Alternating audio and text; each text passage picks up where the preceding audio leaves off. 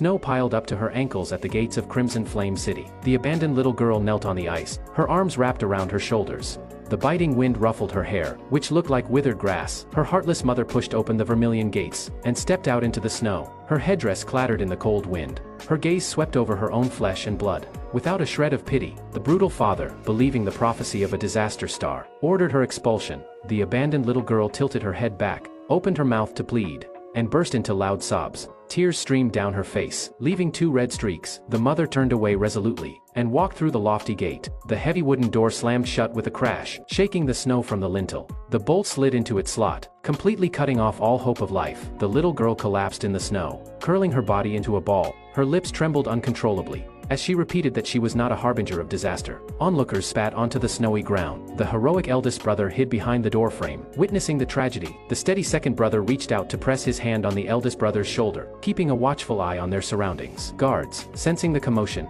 stomped through the deep snow in hot pursuit. The 2 brothers weaved through alleys and scaled city walls to flee Red Flame City. In the dimly lit hall of the 5 Elements City Mansion, the righteous city lord, clad in dark scale armor, strides in. The armor plates clanked against one another, emitting a dull sound. The city lord spoke, demanding provisions, but saw that his son had brought back a little girl. The righteous city lord swung his right arm, intending to punish his son for acting on his own initiative. The compassionate lady of the house stepped forward quickly, spreading her arms to block the blow. The lady took the little girl and placed her on her lap to examine her.